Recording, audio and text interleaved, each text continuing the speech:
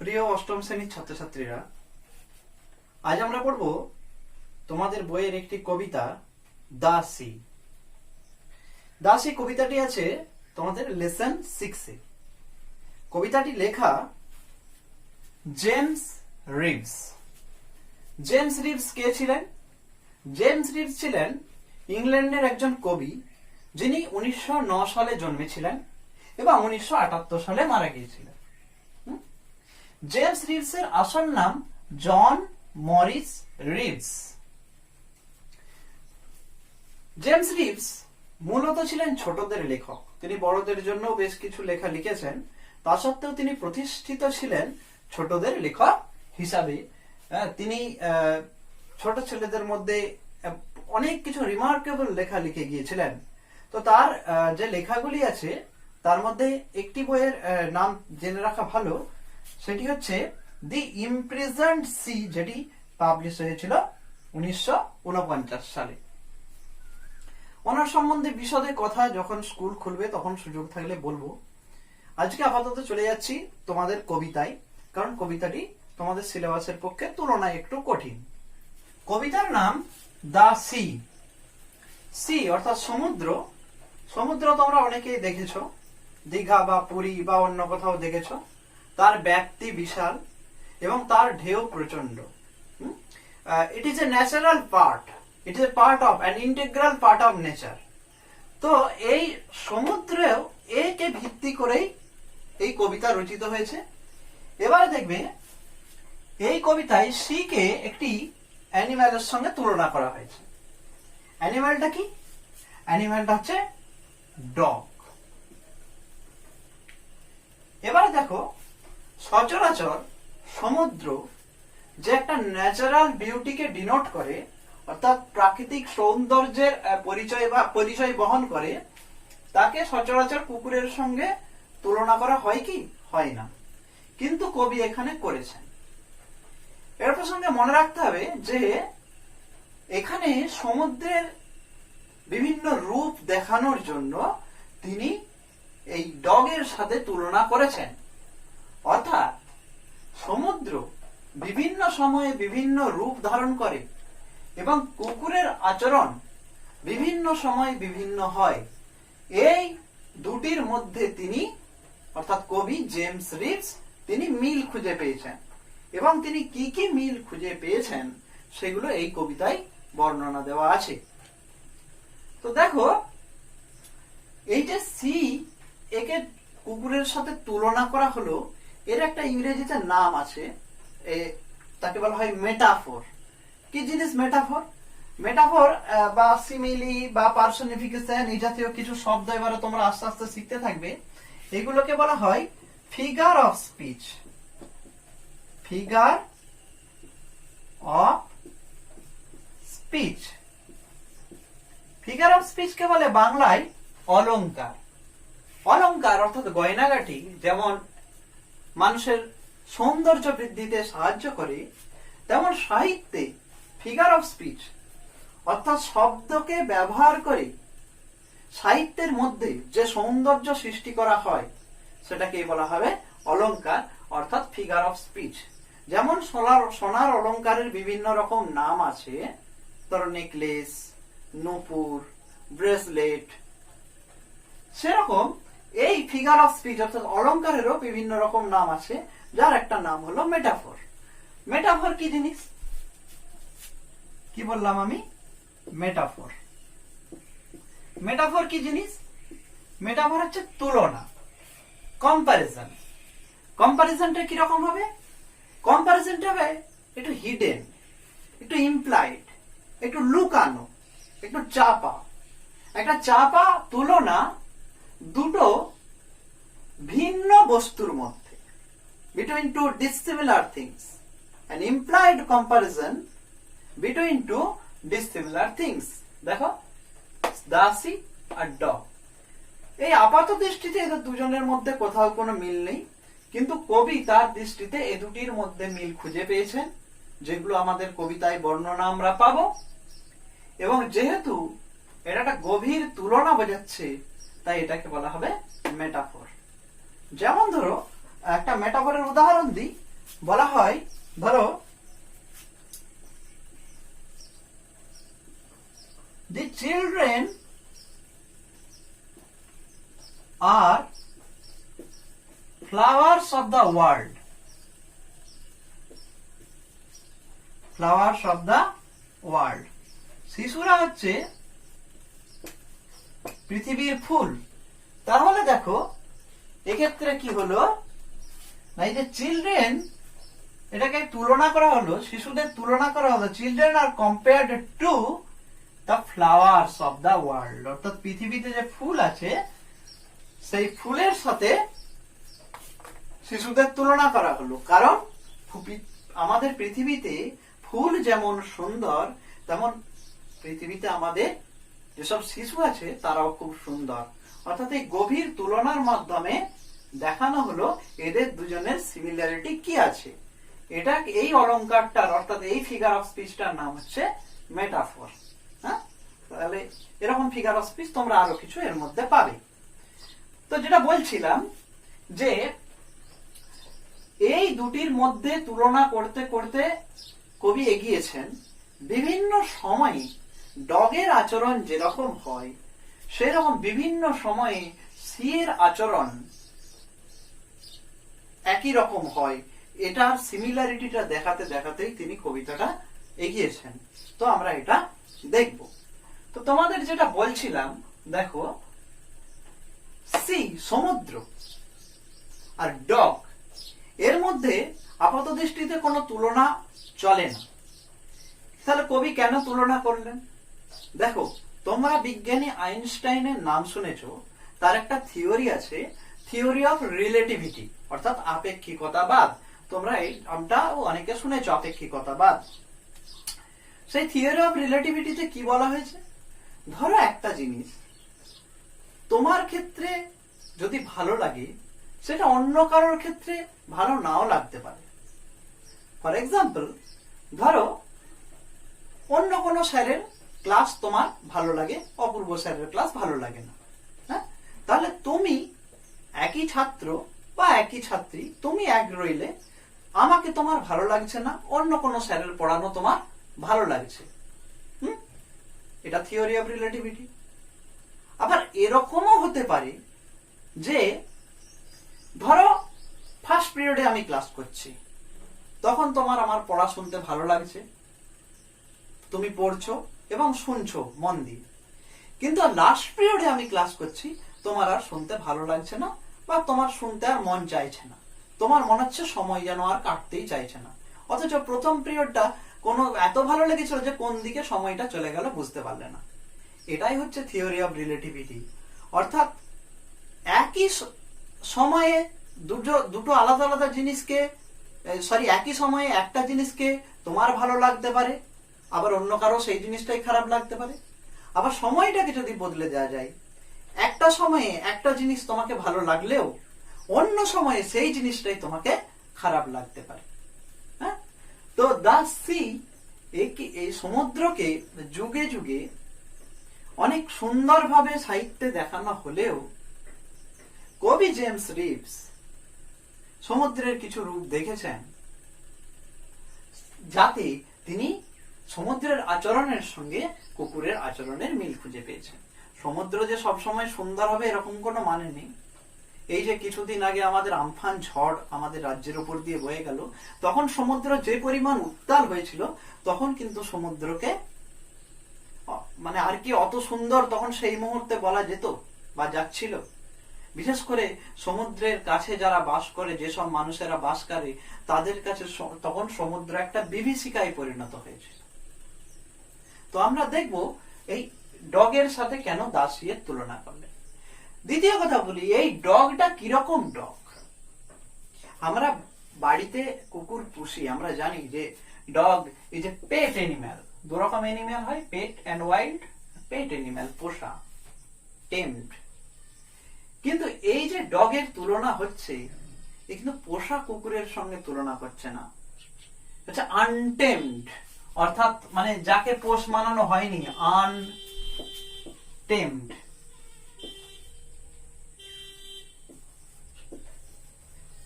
এই ডগটা কিন্তু pet dog নয়, আনটেমড।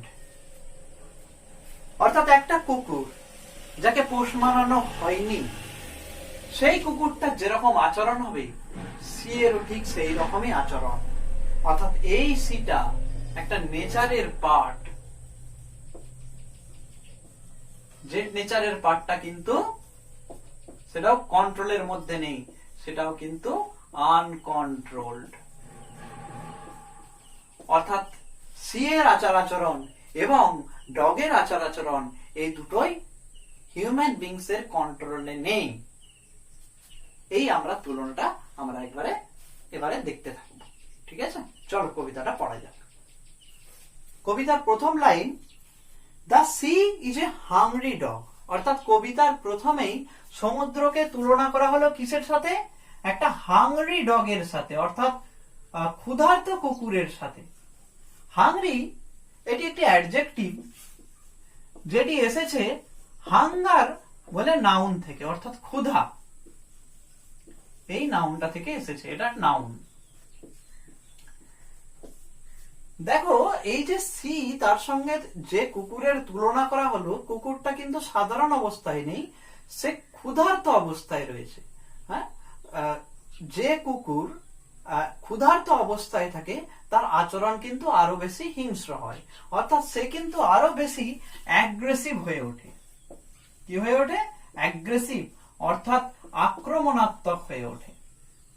অর্থাৎ প্রথমেই দেখছো যে সমুদ্রের একটা ভায়োলেন্ট আচরণের সঙ্গে কুকুরের একটা মানে অ্যাগ্রেসিভ আচরণ, তার তোমার কি বলে সুকোমল আচরণ নয়, তার প্রভুভক্ত যেরকম অ্যাটিটিউড হয় সেই রকম নয়, তার কিন্তু একটা প্রচন্ড আক্রমণাত্মক তোমার কি বলে আচরণের তুলনা চলে আসছে।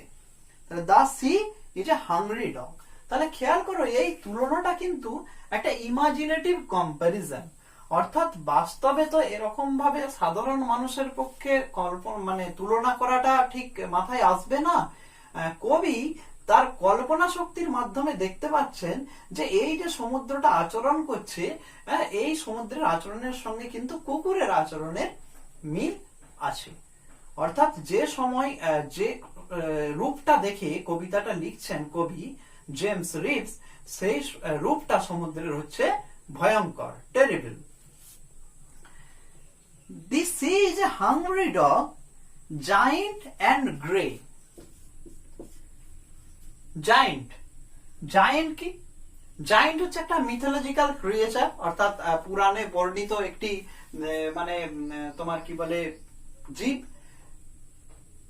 যে আকারে অনেক বড় হয়, জাইগান্টিক ইন ফিগার। হ্যাঁ, তোমার সে বিভিন্ন তোমার কি বলে মানুষকে আক্রমণ করে থাকে, বা তাকে যারা আক্রমণ করতে আসে তাদের প্রতিহত করে। তো দৈত্য, দৈত্য বলা হচ্ছে কাকে না? কুকুর এবং সমুদ্র দুজনকে একসঙ্গে বলা হচ্ছে it is a kind of giant. আর কি বলা হচ্ছে? গ্রে, অর্থাৎ গ্রে মানে ধূসর। ধূসর কি? দেখো কুকুর তার রঙও ধূসর হয়, এবং সমুদ্র ক্ষেত্র বিশেষে তার রঙও ধূসর হতে পারে। তোমরা বলতে পারো স্যার আমরা তো নীল সমুদ্র দেখেছি, সমুদ্রের জল অনেক ক্ষেত্রে সবুজ হয়, এরকমও ছবিতে দেখেছি, কিন্তু ধূসর সমুদ্র? হ্যাঁ, আমরা যে তোমার কবিতাটা পড়ছি সেটা কিন্তু একজন ইংলিশ রাইটারের কবিতা, অর্থাৎ তিনি ইংল্যান্ডের বাসিন্দা ছিলেন। ইংল্যান্ডে বহু সমুদ্র আছে যে সমুদ্রগুলো কিন্তু তোমার ধূসর। কেন? কারণ সেই সমুদ্রে কাদার পরিমাণ অনেক বেশি। এইগুলো কোথা থেকে আসে? ধরো কি হয়, বিভিন্ন তোমার কি বলে পাথর বা বিভিন্ন তোমার কি বলে দ্বীপের অংশ, পাহাড়, এগুলো সমুদ্রের জল বা অন্য কোনো প্রাকৃতিক কারণে সমুদ্রের জলের সঙ্গে মিশে কাদার পরিমাণ বাড়িয়ে দেয়, এবং সেক্ষেত্রে কি হয়, সমুদ্রটা একটু ঘোলাটে হয়ে যায়। তো এই জন্য প্রথম তোমরা মিল পেলে যে জায়েন্ট এন্ড গ্রে, অর্থাৎ দৈত্যাকার, কুকুরের সাইজ, অনেক কুকুরের সাইজ কি হয়, অনেক বড় হয়, তার মানে কি বলে তার যে চলন বলন, চাল চলন, হ্যাঁ, সেগুলো দেখবে অত্যন্ত তোমার কি বলে আক্রমণাত্মক হয়, আকারে অনেক বড় হয়। আবার ধূসর রঙেরও হয়। এ দুটোর সঙ্গে তুমি মিল পাচ্ছ কিসে? কবি কিসের মিল দেখাচ্ছেন? দ্য সি এর। Giant and grey, he rolls on the beach. আর একটা তিনি তোমার মিল দেখালেন, কি করে না রোল করে, এটাও একটা মিল পেলে। রোল মানে কি? রোল মানে হচ্ছে গড়ানো। তোমার টার্ন করে, টার্ন লাইক এ হুইল, অর্থাৎ চাকার মতো গড়াতে থাকে। কুকুর দেখবে কিন্তু অনেক সময় কি হয়, এপিটোপিট করে গড়াতে থাকে। ঠিক সমুদ্রও কি হয়, সমুদ্রের জল ক্রমাগত যায় আবার পিছিয়ে আসে, যায় আবার পিছিয়ে আসে। যে সমুদ্র তট, সেই সমুদ্র তটে ক্রমাগত যায় এবং পিছিয়ে আসে, অর্থাৎ সমুদ্র তটের ওপরে সেও কিন্তু রোল করে, অর্থাৎ গড়াতে থাকে। All day he rolls on the beach. Beach মানে কি? বিচ হচ্ছে, তাহলে রোল কি বলবো? যে টার্ন ওভার করে। একবারে লিখে দিচ্ছি, turn over like a wheel. আর কি বললাম? যে কোথায় করে না বিচ। বিচ মানে হচ্ছে সিশোর, সমুদ্র সৈকতে। সমুদ্র সৈকতে সে গড়ায়। ঠিক যেমন কুকুর মানে সারাদিন গড়াতে থাকে, অল ডে হোল ডে, সেরকম ভাবে সেও গড়াতে থাকে। উইথ হিজ ক্ল্যাশিং টিথ, তার কিড়মিড় করা দাঁত নিয়ে।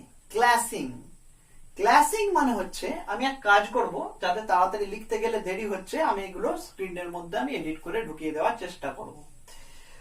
ক্ল্যাশিং মানে হচ্ছে যেটা কিড়মিড় করা হয়। ক্ল্যাশ মানে এমনিতে ধাক্কা খাওয়া।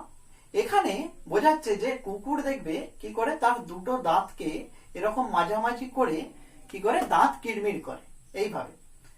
এটাকে বলছে ক্ল্যাশিং। হ্যাঁ, সে ক্ল্যাশিং টিথ, অর্থাৎ কার না কুকুরের, with his clashing teeth and shaggy jaws hour and hour he gnaws. With his clashing, এখানে কিড়মিড় করা, যেটা তোমাকে আমি বলছিলাম ক্ল্যাশিং। ক্ল্যাশিং মানে বলবো গ্রাইন্ড করছে, ন্যাস বলে, GNASH, ন্যাস। তো দাঁত কিড়মিড় করে কি করছে যে, এবং তার দাঁত কিড়মিড় করার সঙ্গে সঙ্গে আর কি করছে, এন্ড স্যাগি জজ। স্যাগি মানে হচ্ছে খুব কর্কশ, ও লম্বা এবং কর্কশ। আর জ মানে কি? জ মানে হচ্ছে চোয়াল। চোয়াল মানে কি? যে বনি স্ট্রাকচার, একটা হাড়ের যেটা কাঠামো, যার মধ্যে our gum and teeth are fixed, এটা যেগুলো রয়েছে, আমাদের স্ট্রাকচার তৈরি করেছে এই অংশটা, এটাকে বলে জ। অর্থাৎ তোমার কি বলে, দাঁত কিড়মিড় করে এবং তার যে কর্কশ চোয়াল, সেগুলো নিয়ে আওয়ার এন্ড আওয়ার আপন আওয়ার, ঘন্টার পর ঘন্টা, হি নোজ, সে কি করে না, এখানে দেখো নজ, তোমার কি বলে মানেটা ওই পাতায় দেওয়া আছে, দেখো মানে এটা কামড়ে কামড়ে খইয়ে দেওয়া। বাইটস এন্ড চিউজ, নজ মানেটা দেখো দেওয়া আছে বাইটস এন্ড চিউজ অন্য পাতায়। অর্থাৎ সে বারবার করে কামড়ায় এবং চিবোতে থাকে, এবং তার ফলে কি হয়, যে জিনিসটা কামড়ায় এবং চিবোয় সেই জিনিসটা ধীরে ধীরে ক্ষয়প্রাপ্তি ঘটে। তো তোমার কি বলে, দেখো আবার কুকুরের সঙ্গে সি এর কবি একটা মিল দিলেন। কি দিলেন, কিভাবে দিলেন না, কি করে কুকুর সারাদিন তোমার কি বলে মাটিতে গোড়াগড়ি খায় এবং দাঁত কিড়মিড় করে, তারপর কোন একটা জিনিসকে সে অনবরত কামড়াতে থাকে, কামড়িয়ে কামড়িয়ে তাকে খুইয়ে দেয়। সমুদ্রও সেরকম কি করে, সারাদিন এই সমুদ্র তটের উপরে গড়াতে থাকে, এবং সেই গড়ানোর ফলে কি হয়, এখানে যে তোমার বালি পাথর নুড়ি যাই থাকুক, সেগুলোকে ক্রমাগত খইয়ে ফেলে। মানে বলতে চাইছে যে এই সমুদ্রের ঢেউ কিন্তু এগুলোকে যেন ক্রমাগত ভাবে চেপাতে থাকে। বুঝতে পেরেছ? এবার কি বলছে, কামড়ে কামড়ে খইয়ে ফেলে, দেখো, হি নোজ, অর্থাৎ he bites and chews the rumbling tumbling stones and bones bones bones. কি যে বলতে গেলে রামলিং, রামলিং মানে কি? রামলিং মানে, রাম্বল কথাটার মানে হচ্ছে make a sound, make a prolong sound. Sound একটা অদ্ভুত শব্দ করা, সেটা হচ্ছে রাম্বল। আর কিটা রাম্বল করছে? Stones, rumbling Stones. আর কি স্টোনস? Tumbling Stones. টাম্বল কথাটার মনে হচ্ছে একেবারে এইভাবে পড়ে যাওয়া, মানে ফল হেডলং, একবারে মাথা গেঁদে পড়ে যাওয়া, তাকে বলে টাম্বল। অর্থাৎ এই যে সমুদ্রের যে ঢেউগুলো, এগুলো যত রোল করছে সমুদ্রের বিচে, এই জলের মধ্যে কি আছে না নুড়ি আছে, নুড়িগুলো এতে মিশছে, এবং নুড়িগুলো কি হচ্ছে একে অপরের সঙ্গে ঠোকাঠুকি হচ্ছে, যত মানে জলের ধাক্কা খাচ্ছে, এবং তার ফলে এই একটা অদ্ভুত শব্দ হচ্ছে, ওই জন্য রামলিং স্টোন। আর টাম্বলিং স্টোন কি না, এই নুড়িগুলো জলের সঙ্গে সঙ্গে কি হচ্ছে, এও উঠে এইভাবে পড়ছে, এরা উঠে জলের সঙ্গে সঙ্গে এইভাবে পড়ছে। তো রামলিং এন্ড টাম্বলিং স্টোনস এগুলোকে কি করছে, এই স্টোনস গুলোকে এই যে ঢেউ এগুলো চিউ করছে, নজ করছে, অর্থাৎ চিউ অ্যান্ড বাইট করছে। কবি বলছেন যে এই যে নুড়িগুলো বারবার এরকম করে রাম্বল এন্ড টাম্বল করছে, অর্থাৎ অদ্ভুত শব্দ করছে এবং ঘুরে ফিরে পড়ে যাচ্ছে, তাদেরকে এই সমুদ্রের ঢেউ যেন চেবাচ্ছে। বুঝা গেল? এবং কি বলছে, and bones and bones and bones। কুকুর যেমন করে মানে দীর্ঘক্ষণ চিৎকার করতে থাকে, মনে হয় যেন সে খাবার চাইছে।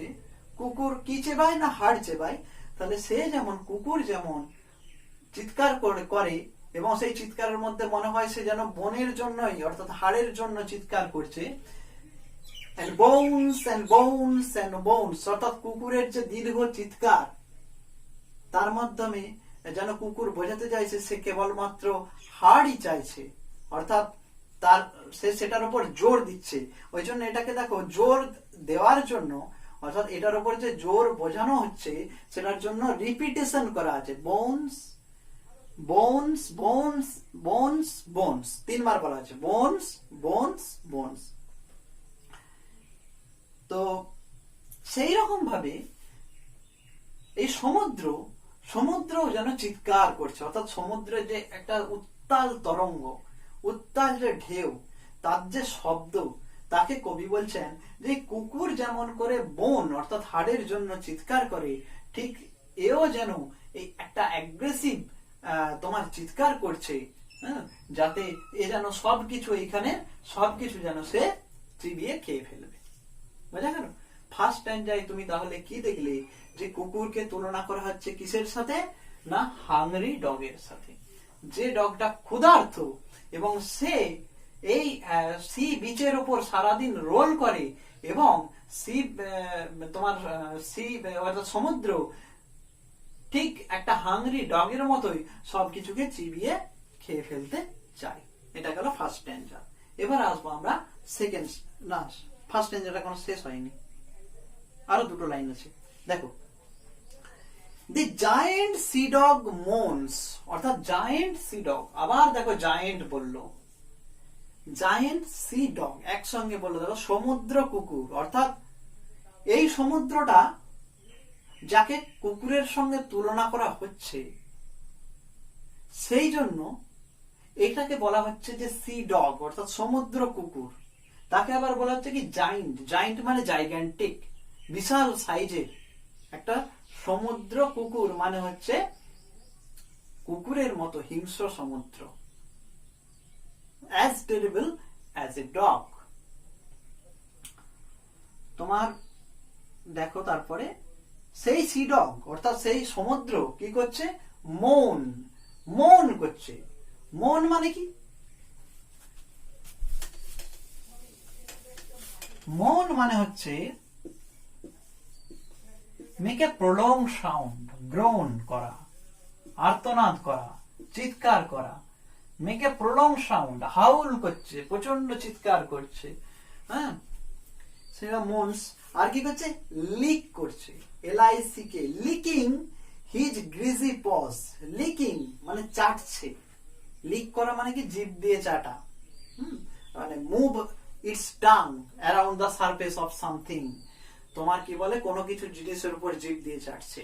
অর্থাৎ একটা কুকুর সে খাবার খাওয়ার পরে বা কোনো কিছু দাঁত দিয়ে চেবানোর পরে তার যে প অর্থাৎ থাবা অর্থাৎ তার যে ক্ল যুক্ত যে মানে ক্ল অর্থাৎ কি বলে নখ যুক্ত নখর অংশ যেটা তা অংশ জুড়ে যেটা লেগের পার্ট অর্থাৎ পায়ের অংশ সেটাকে বলে প, সেটাকে যেমন করে চাটে সেরকম করে চাটছে। পজটা কিরকম, প অর্থাৎ থাবাটা কিরকম, পজটা কিরকম, থাবাগুলো কিরকম না গ্রিজি, গ্রিজি পজ। গ্রিজ কথাটা তোমরা কোথায় শুনেছো?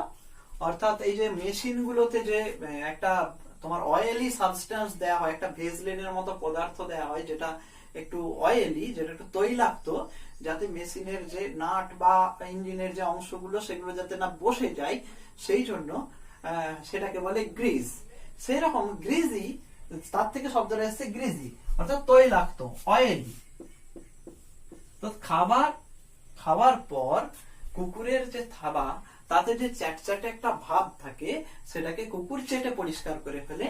ঠিক সেই রকম বলছে যে এই যে বড় দৈত্যাকার সমুদ্র, সেও যেন এত কিছু তোমার কি বলে খেয়ে নেওয়ার পর, মানে এগুলোকে ধ্বংস করে দেওয়ার পর যেন আবার সেটাকে রিলিজ করে থাবাটা চাটার মাধ্যমে, মানে তারপরেও কিন্তু এই রকম ভাবে এরকম কিন্তু ঢেউটা ক্রমাগত আসতে থাকে এবং সে থেমে থাকে না। অর্থাৎ কুকুর খাবার পরে যেরকম তার থাবা পরিষ্কার করে ব্যস্ত থাকে, সেরকম কিন্তু এই যে এই সমুদ্র, সেও কিন্তু অনবরত এইগুলোকে এরকম ভাবে যাওয়া আসার মাধ্যমে বলছে চাটতে থাকে। এটা একটা মিল বলছে। তাহলে ফার্স্ট স্ট্যান্ডার্ডে তোমরা এইভাবে মিল পেলে। আমি মিলটা একবার এখানে চার্ট আকারে লিখে দেখিয়ে দিচ্ছি। দেখো ফার্স্ট স্ট্যান্ডার্ডে তোমরা যেটা মিল পাচ্ছ সেটা হচ্ছে, দেখো the dog and the sea এর মধ্যে যে মিলগুলো কবি দেখিয়েছেন, যে এরা দুজনেই জায়ান্ট গ্রে, এরা দুজনেই রোলস অন দ্য বিচ, এদের দুজনেরই কি আছে না ক্ল্যাশিং টিথ, যেগুলো আমি ব্যাখ্যা করেছি। আর কি আছে না স্যাগি জলস, এরা দুজনেই কি করে নজ অর্থাৎ চিবই এবং তোমার কি বলে কামড়াই, বাইট এন্ড চিউজ। মাউন অর্থাৎ এরা চিৎকার করে। আর লিকিং গ্রিজি পজ, এরা থাবা চাটে। এগুলো আমি ব্যাখ্যা করে দিয়েছি যে এটা কোনটা তোমার কবি এগুলোর মাধ্যমে কি বলতে চেয়েছেন, যে কুকুর এগুলোর মধ্যে এগুলো কিভাবে করে আর সি এগুলো কিভাবে করে, এটা আমি ব্যাখ্যা করে দিয়েছি। এরপরে আমরা চলে যাব পরের স্ট্যান্ডায় অর্থাৎ সেকেন্ড স্ট্যান্ডায়।